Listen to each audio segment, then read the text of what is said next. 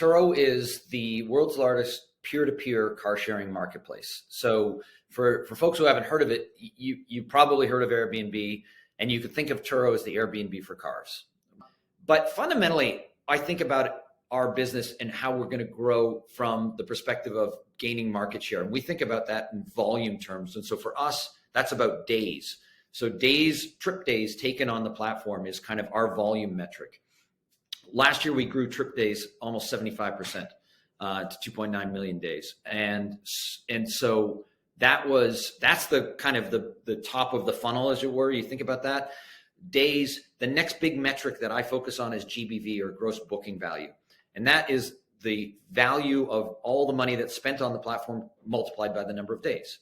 So that is sort of your proxy for the size of the opportunity. If you were to compare Turo to Hertz or Avis, you'd be comparing our GBV, which is kind of like equivalent to revenue for Hertz or Avis.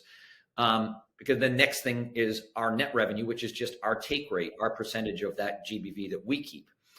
We obviously track that. We grew GBV last year by 75%. We grew our net revenue by 59%, almost $750 million. And then obviously I track all the profitability metrics from there, from gross profit down to contribution profit and all the way down to EBITDA. We also take a very close look at and monitor our cohort performance, because as you mentioned, attracting customers is great, retaining customers is even better. Building a lifetime value of a customer is where you really generate real ROI.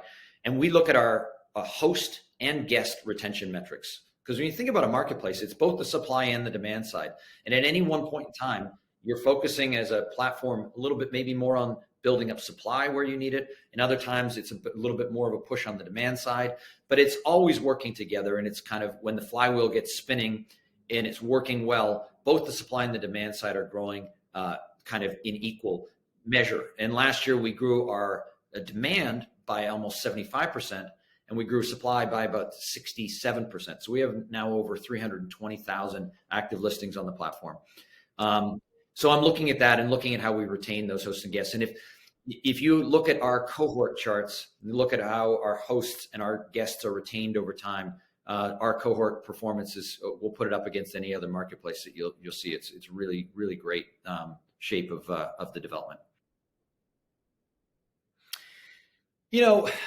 As we've talked about, we're on file with the SEC. We're a company that is getting ready to be a public company. And while we've made a lot of progress over the last couple of years in the pursuit of that, we've come a long way. We still have more work to do. So one part of the sort of my job for the next 12 months will be making sure that we're buttoned down and ready, going through all that kind of public company readiness work across the organization, so that we're ready for that moment when the opportunity arises.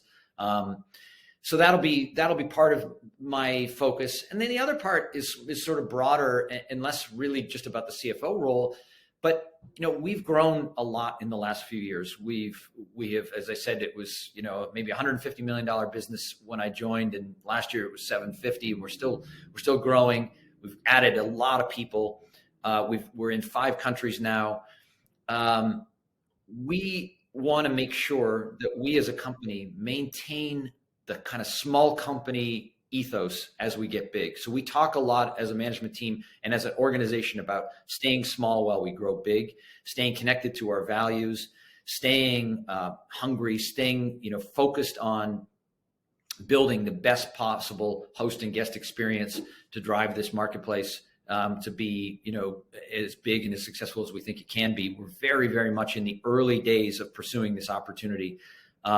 We think that the future is very bright, and we will be successful if we stay small as we grow big as a company. So thinking about that kind of as a background or the backdrop to all of the ways that we think about decisions and culture and our motivation as a team is going to be something that, as a leader, I'm going to be trying to instill throughout the organization to help us be successful. And I think the future looks really bright. We're excited about where we're going. This episode is presented by Avolair.